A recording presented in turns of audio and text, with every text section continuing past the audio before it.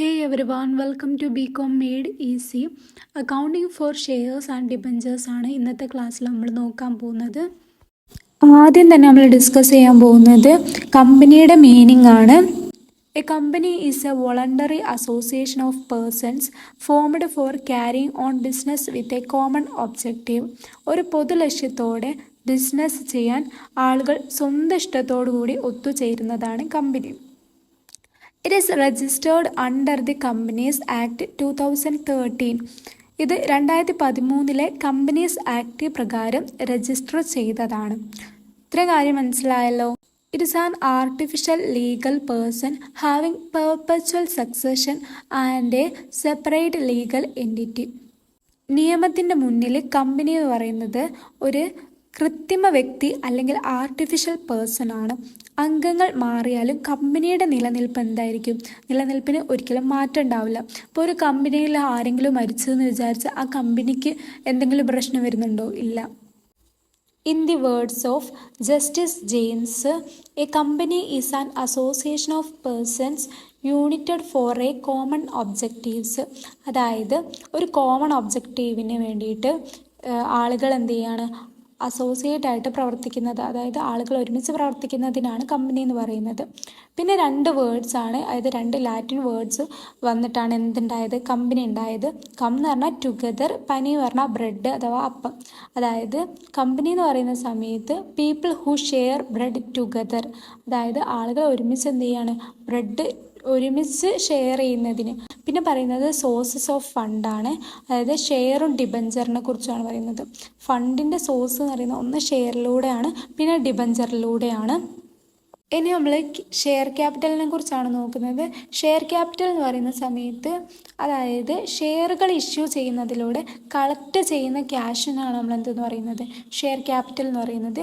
ഈ ഷെയർ വാങ്ങുന്ന അഥവാ പർച്ചേസ് ചെയ്യുന്ന ആൾക്കാരാണ് നമ്മൾ എന്തെന്ന് പറയുന്നത്? ഷെയർ ഹോൾഡേഴ്സ് എന്ന് പറയുന്നത്. ഇനി അടുത്ത് നമ്മൾ പറയാൻ പോകുന്നത് ടൈപ്സ് ഓഫ് ഷെയർ ക്യാപിറ്റലാണ്. അതിൽ ഫസ്റ്റ് വരുന്നത് ഓതറൈസ്ഡ് ക്യാപിറ്റലാണ്. ഓതറൈസ്ഡ് ക്യാപിറ്റലിന് നോമിനൽ ക്യാപിറ്റൽ അല്ലെങ്കിൽ രജിസ്റ്റേർഡ് ക്യാപിറ്റൽ എന്ന് വിളിക്കാറുണ്ട്. അടുത്ത പോയിൻ്റായിട്ട് പറയുന്നത് ഒരു കമ്പനിക്ക് കളക്ട് ചെയ്യാൻ പറ്റുന്ന മാക്സിമം എമൗണ്ടിനാണ് നമ്മൾ ഓതറൈസ്ഡ് ക്യാപിറ്റൽ എന്ന് പറയുന്നത്.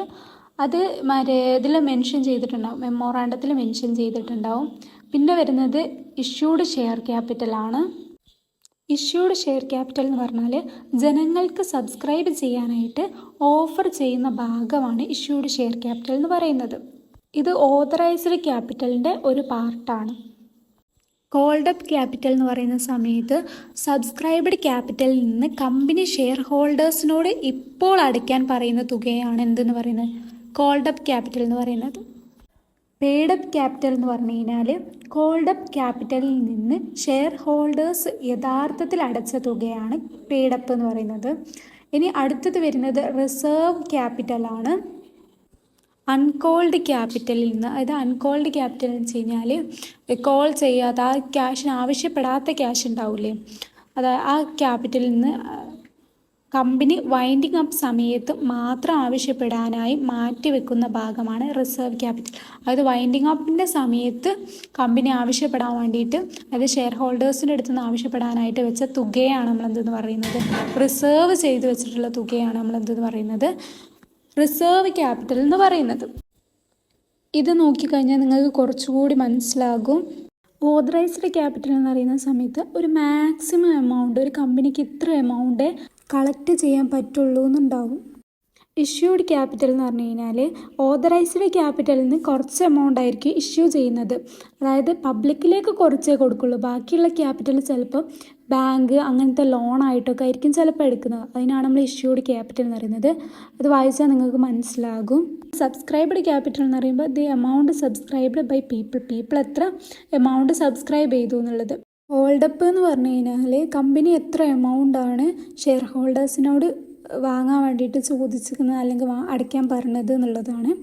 പെയ്ഡ് അപ്പ് എന്ന് പറഞ്ഞു കഴിഞ്ഞാൽ എത്ര എമൗണ്ടാണ് പീപ്പിൾ പെയ്ഡ് ചെയ്തിട്ടുള്ളത് എന്നുള്ളതാണ്. ഇനി അടുത്തതായിട്ട് മീനിങ് ഓഫ് ഷെയർസിനെ കുറിച്ചാണ് നമ്മൾ പറയുന്നത്. അപ്പോൾ നിങ്ങളെ മൈൻഡിലേക്ക് ഒരു പിസ്സ കൊണ്ടുവരിക. ഒരു വലിയ പിസ്സയെ നമ്മൾ ചെറിയ ചെറിയ പീസുകളാക്കി മുറിക്കുന്നത് പോലെ കമ്പനിയുടെ വലിയ ക്യാപിറ്റലിനെ ചെറിയ യൂണിറ്റാക്കി മാറ്റുന്നതിനെയാണ് നമ്മളെന്തെന്ന് പറയുന്നത്, ഷെയർ എന്ന് പറയുന്നത്. ഞാൻ പറഞ്ഞ കാര്യങ്ങൾ നിങ്ങൾക്ക് ഇവിടെ വായിക്കാവുന്നതാണ്. ഇനി നമുക്ക് പഠിക്കാനുള്ളത് ടൈപ്സ് ഓഫ് ഷെയർ ആണ്. അത് അടുത്ത പാർട്ടിലാണ് ഉണ്ടാവുക. എല്ലാവർക്കും ക്ലാസ് ഇഷ്ടപ്പെട്ടു എന്ന് വിചാരിക്കുന്നു. ഇഷ്ടപ്പെട്ട് കഴിഞ്ഞാൽ ലൈക്ക് ചെയ്യുക, ഷെയർ ചെയ്യുക, സബ്സ്ക്രൈബ് ചെയ്യുക.